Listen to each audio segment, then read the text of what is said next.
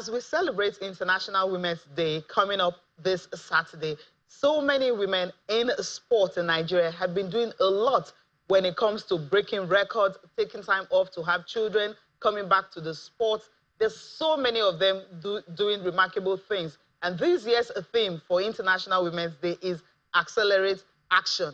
And of course, we have our women across all sports taking that action, accelerating, building so much when it comes to sports and also family life. We have one today with us on the show, Omolara Ogunmakinju. Yes, when she broke into the scene as a 19-year-old then, she was referred to as Omolara Omotosho, but she's married now with 2 kids. She took time off and she came back to the sport. I'm Cecilia Omogbe. Welcome to Sport Tonight. Yes, Omolara Ogunmakinju is joining me straight from the USA to talk more about, her life and as athletes, how easy or how difficult it is to actually, start a career, take time off, have your family and come back and continue to be at that very high level of your career. Omolara, welcome to the program. Thank you for having me. Yes, in fact, I'm delighted to really have you on the show. One thing most Nigerians will remember about you recently, especially what resonates with them, is what you did at the African Games. When you took the mantle, Nigeria was at that silver level. And then somehow, from nowhere, you pick up the speed, and from silver, you literally gave Nigeria that gold medal. What was that moment like for you? Let's start off with that highlight of your career. Then, as an athlete, I was just doing my normal competition routine, and just all African Games, we had, I believe that we had the gold medal. And seeing the race that we are in second position, it was kind of, oh my God, this race is in your hands. So when I received the betting, all I just have in my mind is just to execute my race. And even though the gap was kind of getting wide, and I just keep going, and like 100 meters to go, I said that she's not moving fast, and I quickly used the opportunity, and even though it's a group work, because my other team has done a lot of work, so it was, I was so happy, like my teammate tried and they passed the betting to me, and I tried all my best. So it was a good experience. Yeah, interesting. I think that was your first major tournament since you returned, because you took time off 5 years, right? And then you came back. That was your first major tournament. So tell us, what were you doing, between that time, that 5 years you took time off from athletics?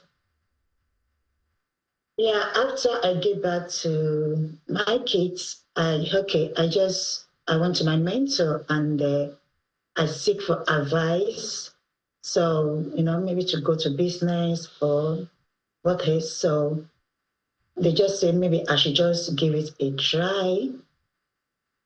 So which I followed the advice, which wasn't a bad decision of my career.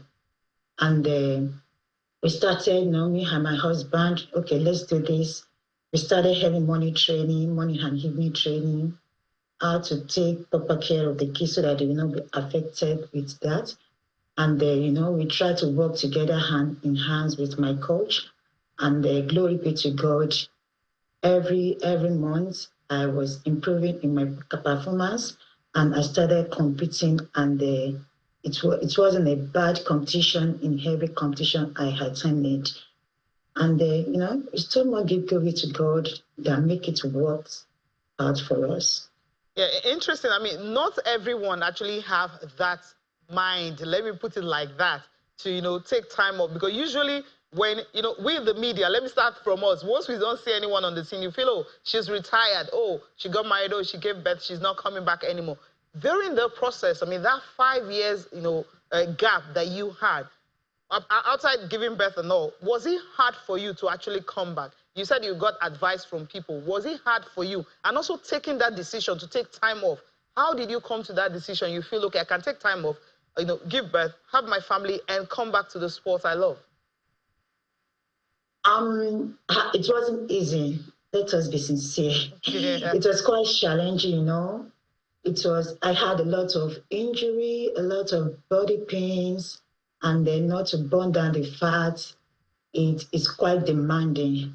But once we have a target, so we just focus on the target. We have to meet the target, and when I had injury, I just had to treat myself, do rehab, and go back to training. That's just the process. And even though the ones that are still competing, they still had injury, and we still pass through the same process. So I've been in the system before, and I know how it was. So because we have a target and we know, okay, this is what we want to go for, let's just give a try. And if it was good, if it doesn't work, we just give up to God that we try, but it doesn't work. But we just have a positive mind that it's going to work. So we just, with the coach and my husband, we work together, and then it worked perfectly well. Yeah, I'm happy it really worked so well, because an athlete is not easy as a mom, coming back to the sport you love and making memorable moments for most Nigerians, something that resonates with all of us, in the country. Now, for you, you've talked about some of the challenges you face. What was the support system like? Do you have that support around you outside your husband? Thanks. Thanks to God, God is my support system, because He's always right there for me and my family, and also my coaches and the people that so much believe in me that it's going to work. So I can say my God and my husband and my coach and my mentors, they have my supporting system, having a good nutrition, proper meal and food intake, to recover quickly for the next practice. And also, you have to pay your physiotherapy, and take a massage. All those take a lot. So my family has always been there for me, supporting me, and also guide me, praying for me, and it really, really work hard. It works for me. Yeah, really. I'm happy you had that support system around you. But we know how difficult it is for athletes to actually, get support from the Athletics Federation, getting training grants and some other support. Did you get any of these, during the time you were trying to make that comeback? Before I started training, no, nothing from that. It's just for me, from my family, my husband. And the people that believe in me, they really support me. Okay, take this, get a training chair, traveling, training expensive, competition expenses. So, but not from the government, because you have to show what you got before the federation can sponsor you. I know that. You started right here in Nigeria. I think you broke into the limelight at 19. So how is the journey like for you? How did you, how do I put it now? How did you become an athlete? Before you became a professional. So how did it work for you, to become, an elite athlete at this moment? I love running. Right from my childhood, I used to challenge my brother. I'm going to win you, all the stuff. So my athletics journey began when I was in GSS3, and I participated in the school inter-house sports competition. And the moment, my passion for sprint and soon, everything really worked for me when I was in the secondary school. I represent my school in the school inter-house sports competition within the state. We train as early as 6:30 in the morning, before the first period. And the balancing school and the and the sport from early age because of the love and the interest I have. And, it was challenging though, but, because the love and the fun, me and my classmates, we just do that for fun, during the break period, just to go out, play, run around the school. And during the process, the school inter-sport competition, my PE teacher, Miss Akiyoko and Miss Onderite, recognized my potential, and they introduced me to a coach at the sport council. That introduction make a beginning of a serious training, because they were just doing it just for doing sake. Never know, okay, what is going to be, how the business is. And balancing sport and education was challenging then. And after the school, I trained at the stadium at 4 p.m. and then go back home, to complete my schoolwork and assist with the household responsibility. Despite the demanding schedule, my dedication paid off. Yeah. And I began to represent Ondo State Sport Council at the national and the sports festival in the age competition. After my secondary school, I gained admission into Adekunle Ajasin University Akungba Akoko, where I continue to juggle both sports and academics. It wasn't easy, but my hard work pay and perseverance led to a great opportunity to compete at national level, like representing Nigeria in the international stage, including the 2012 Olympics, All-African Game, World Championship, World University Game, and after then, I had an injury that kept persisting. During this time, I decided to take a break in 2016 Rio Olympics, to take a break and settle, to start a family. After having my baby, I have, thinking of what the next step to do.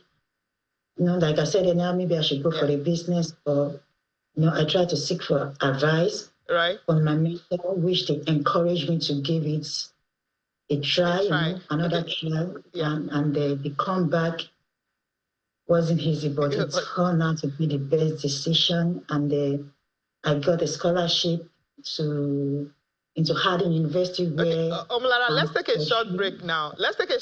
So when we come back, you tell us about that scholarship, how you got that scholarship, and how you moved in from there. But after the short break.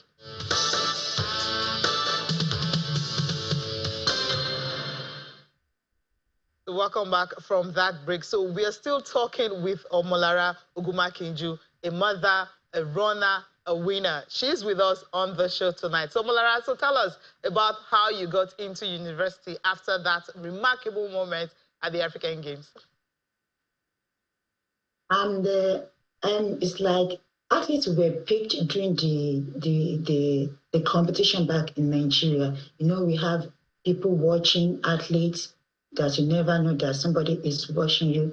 And I just received a text message of my phone. Do I have interest, to school to get a scholarship? And I think, let me just try.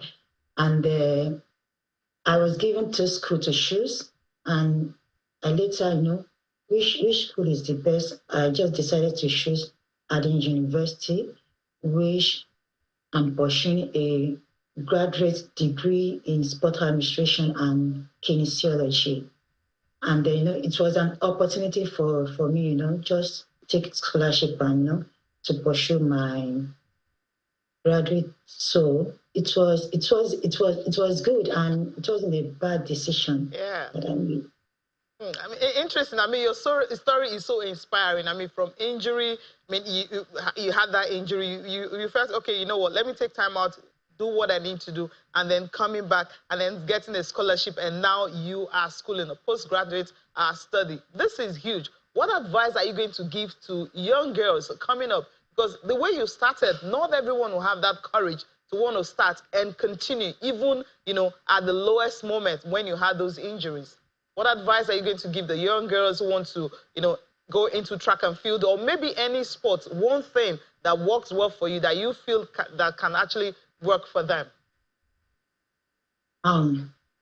My advice to the upcoming athletes and the athletes, that are into the sport and the business already, that, they should keep focus. They have a reason why they are doing this. So anytime they are down or maybe they are not motivated, they should just think, of the reason why they are doing this, and they should stay committed and disciplined. When you are disciplined, even when you are not motivated, the discipline will keep you going. And the success in sport doesn't happen overnight. It requires consistent hard work, dedication, set clear goal and seek for advice for the educated one. And the talent alone is not enough. But work hard, we set you aside. And also, try to balance education and sports. It's not easy, but you just try to keep pushing hard every day. When you are tired, take a rest, take a break, and go back. And mentally, you should believe in ourselves that you can do this. Never tell yourself you cannot. And also, seek advice for people that they know much better, and also take care of your body and be humble, compete with confidence, enjoy the process, and always trust in God, which is the hope, our author, and without Him, nothing can be done. And just put everything on God. Try your best, but put everything to God. Even though if it doesn't work the way we want, we know that we've tried our best. And also, we should be disciplined. I said earlier, when you are disciplined and be consistent with times, things will work out. I mean, that is a huge piece. I mean, it's International Women's Day. We are celebrating it March 8th. So what message are you sending to all the women out there, those who are juggling their jobs and the family, the kids, even schooling, because yours is big. You've got a career as an athlete, you're training regularly, you're schooling, and then you have 2 kids to take care of. To all the women out there, especially those striving to make it in sports, career, or life in general, my advice to them is to believe in themselves and their ability. You should try to discover what they want for their life.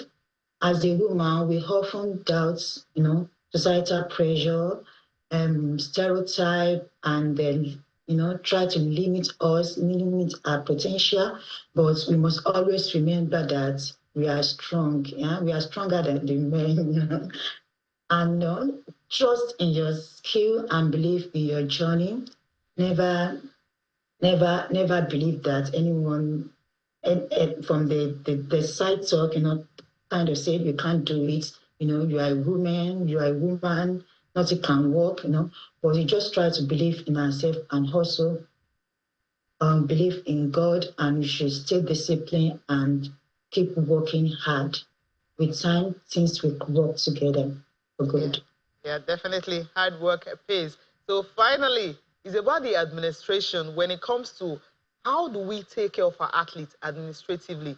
Did you suffer any injustice while you were running, when you were out or anything like that? And if there's a really good message you want to tell them, things they can do differently for our athletes to actually thrive, because you guys will have to, literally take care of yourself. And the only thing you hear or you get a text message, come and compete. And that's when they remember that there's a particular athlete out there. Can you repeat what you said? Okay, you're studying sports administration, and I know maybe you want to become an administrator in the future. But right now, the Athletics Federation of Nigeria, what are the things you think they can actually do differently to help athletes, those who don't have support system, Because we know that most times, I've spoken to so many athletes that the only time they remember they have a particular athlete is when a championship is coming. And they just send messages to you girls, oh, come and run. They don't even know if you're injured, if you've been training or anything. So what are the things you feel they can actually do differently for athletes to thrive without having to struggle so much to make it to the elite level? They're really trying, but I persuade them to do do more. You know, when an athlete, the training brands, go a long way, like nutrition, like eating a proper meal, and also, the competition expenses take a lot. So the federation should try, to give more training grants to the athletes for them to be financially, stress-free from financial aspects, not thinking about, okay, what am I going to eat after practice? How am I going to take care of my injury, the physiotherapy, all those stuff? Athletes are not supposed to stress themselves to that level. But I'm persuaded to the government and the sponsorship to encourage us the more. If they encourage us the more, we will do better. We will not be thinking, not a lot of mental stress with a lot of Nigeria athletes. So if the sponsorship and the federation, the government can help us, assist us in this way, Nigeria they got a lot of talents, but lack of sponsorship is really, really not making things work the way it should be. We have a lot of Nigeria now here in US, and they are competing for the school, and they are really, really performing brilliantly. Assuming they are back on where they have their family, more support, they will even perform better. But the facilities is not encouraging. The sponsorship. You just most of them are here because they have a lot of facilities here to train, the good nutrition, the good physio, to take proper care of them. So I'm appealing to our government, the federation, and the sponsorship. They are trying, but I want them, to do better. Yeah. All right. Omolara Ogunmakinju, thank you so much for joining me on the show tonight. Me, quarter miler, a mother, a winner, a champion. Thank you so much. Thank you for having me. Yeah. All right. Thank you so much for watching. I'm Cecilia Mogbe. Have a good night's rest.